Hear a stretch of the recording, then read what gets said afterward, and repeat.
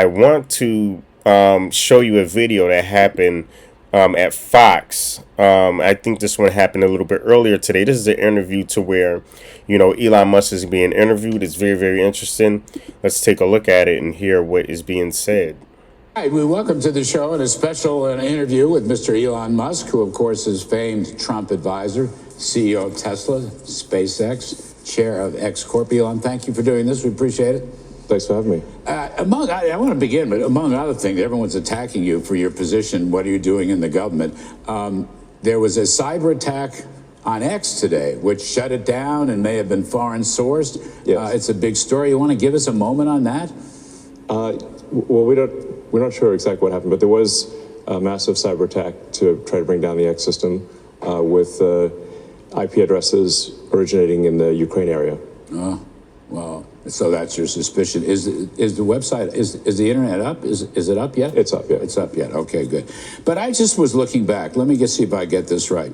So real quick, before we go any further, this is an intimate look at everything, Elon Musk is going through ever since DOGE came out. Now, prior to DOGE, everything that Elon Musk pretty much touched was pretty much turned into gold. Like, there isn't anything he couldn't do wrong. He was making money. He was being instituted into the government. But the reactions of what people are actually seeing versus what they thought would happen is almost like night and day. Pretty freaking interesting, pretty freaking crazy. They're setting fire to various Tesla charging stations near Boston. Wow. Shots were fired at a Tesla dealership in Oregon. Various nonviolent... Shots fired, not a metaphor. Shots fired, yes. Downtown New York, marching against the Tesla showroom. Your stock is way down. You've been criticized left and right. But look on the right side. I mean, why what is the bright side? Always look on the bright side of life? Yes. I'm an optimist. Yeah. But besides that, yes. I mean, how's your day? What motivates you to do this? Was the opera good? It's tough sledding. Yeah, it is tough sledding. But I think we're doing the right thing here. There's been a tremendous amount of waste and fraud in the government. When you're part of the government, you saw a lot of that, and there's been if you look at the Inspector General reports and the Government Accountability Office, there have been many audits that have pointed out that there's a tremendous amount of waste and fraud in the government. In fact, there was a report issued by the GAO, the Government Accountability Office, last year. So during the Biden administration, which estimated the federal government fraud to be $500 billion. Wow. So just to be clear, that's not a Trump administration thing, that's a Biden administration thing. So what we're trying to do is get that number down to a much smaller figure, save money for the American taxpayer, stop money being spent on things that I think very few taxpayers would agree make sense. Transgender animal surgeries, or why are we spending money? Why aren't American tax dollars being spent on this? The president's gone through a long list of absurd things. Why are there 20 million people who are definitely dead marked as alive in the Social Security database? Facts. Why were hundreds of millions of dollars of Small Business Administration loans were given out to people aged 11 and under, according to the Social Security? I mean, like, these must be some very enterprising 8-year-olds, And some pretty strong 150-year-olds. Yes, exactly. As the president said, we have an enormous number of people marked as alive who are 160. He didn't know the country was that healthy. Yes. So demystify this. How do you do it? Okay. How big is your team? Yeah. Where'd you recruit most of them from? And what is it that makes you choose, the Treasury or Social Security or USAID? Real quick, before he actually answers that and goes into that, I really can't see what everybody sees wrong with Elon Musk. I'm trying to figure out now, me as a veteran, I heard that they're going to slash about 70,000 jobs from the Veterans Affairs. So I can see, service being slower, perhaps claims not going through as quick.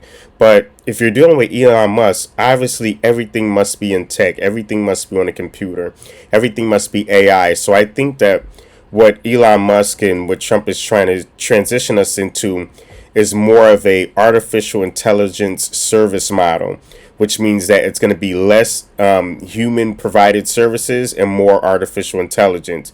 And I think that's the only reason why they're really slashing so many jobs in such a quick amount of time. Does it work? Let the public know, please. Right. Well, we just basically follow the money. We look at the president's executive orders, and we also just follow the money. So we started looking closely at USAID because they were completely violating the president's executive orders to suspend foreign aid. What's called foreign aid, but in our view is a lot of corruption.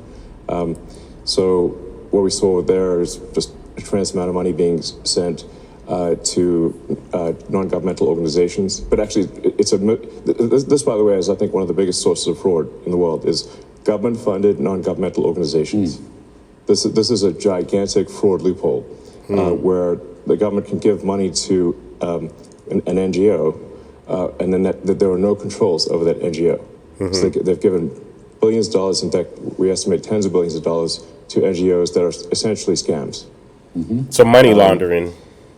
And By the way, trying to put a stop to that. So I don't want to interrupt, but Secretary of State Rubio just come out, I think he tweeted today, he has accepted over 80% of your recommendations to shut down in USAID. Right. So your review and analysis was spot on. Yes.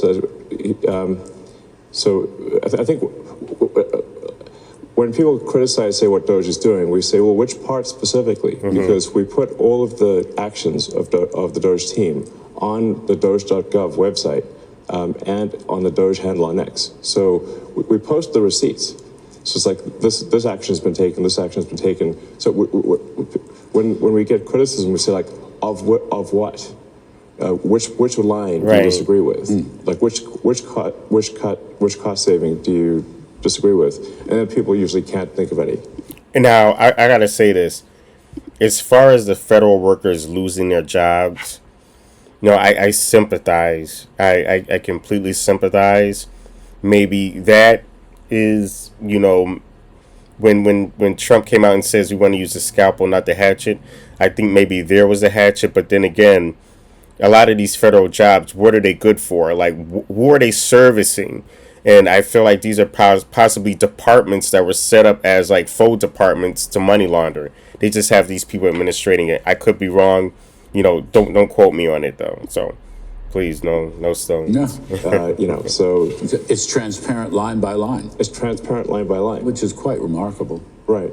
And so, and then with respect to the Treasury, for example, the two main recommendations we suggested, which have now been implemented, was that any payments going out of the Treasury, especially the Treasury's main payment computer, which is called PAM, things like a payments account manager or something like that, but it's like almost $5 trillion a year, so about $1 billion an hour, that the payments be coded with the congressional appropriation, and that there be an explanation for the payment. Very basic stuff. And just doing that, we estimate will save $100 billion a year. You're not really, let me see if I get this right, particularly with Social Security, you're not really changing policy. No, You're auditing the fiscal mechanisms to make sure that, from point A gets to point B, and that's where it's supposed to get to.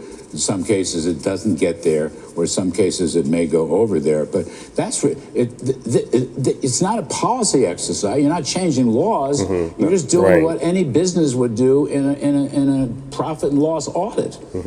I think we're really what we're adding here is caring and competence, and there's a massive amount of fraud of basically people submitting social. Right, and real quick, and this makes you wonder, how did our government just allow these billions and trillions of dollars just to go out? Like, there's been no oversight whatsoever. And the only people that I can see having a problem with this are people who are benefiting from the money laundering, who are benefiting from the fraud. Other than that, it would be no problem, no issue. So I'm yeah. Let me just let Social Security numbers Elon for finish it. Social Security benefits, unemployment, Small Business Administration loans, and medical, where those are fake Social Security numbers. So they've stolen somebody else's Social Security number, and we're trying to put a stop to all of that. And that's the number which is estimated to be on the order of 10% of federal expenditures, which is, half a $1 trillion. It's a huge number. Yeah. You're working with the agency heads. You're working with the cabinet secretaries. Yes. I saw Howard Lutnick was on TV yesterday saying you were partnering with them. Is that fair? Yeah, what we do is in consultation with the cabinet secretaries and with their departments. So we're really trying to be we'll refer to ourselves as tech support. Mm-hmm. We're really helping the department Finally giving the government some oversight. Because what actually happens here is you've got this sort of vast federal bureaucracy, and then you've got a very thin layer on top of the politically appointed officials. And what tends to happen is that the bureaucracy, frankly, is in control. And they largely ignore the politically appointed people. Why should the bureaucracy? I'm sure you must have seen that. I've lived with this twice. I worked for Reagan many years ago, and I worked for Trump in the first term. Yeah. It's like a permanent bureaucracy. I might add, it's a permanently liberal bureaucracy. Yes, very much so. And it doesn't, it's not a bureaucracy that necessarily enforces or implements presidential policy. They don't. In fact, they try their best to thwart presidential policy. So the president is the elected representative of the people. And if the president cannot get things implemented as a reflection of the will of the people, then what we have is not a democracy, we have a bureaucracy. We have rule of the bureau, not rule of the people. And that's what we're trying to defeat here is the bureaucracy and have rule of the people.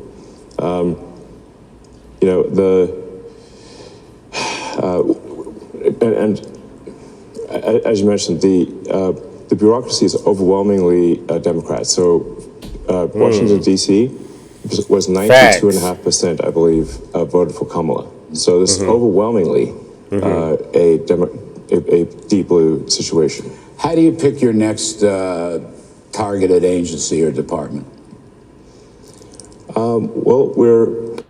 This is what Ivy League universities you can We get don't need into no with a commercials right now. 3.6 GPA. 90% of students Yeah, with let's a skip the 4.0 plus commercials. GPAs get rejected from universities like Harvard. We need YouTube We're Premium. trying to act broadly across all departments, so it's not just one department at a time. Are you in all of them now? All of them? Pretty much, yeah. Yes. Oh. We're trying to make the government more efficient across the board. So yeah. How big's your team? We're a little over 100 at this point. 100. Get to 200. You're going to get to 200. Yeah. Okay. And you're recruiting from where? More or less. Basically, it's software people, information security software people, and finance.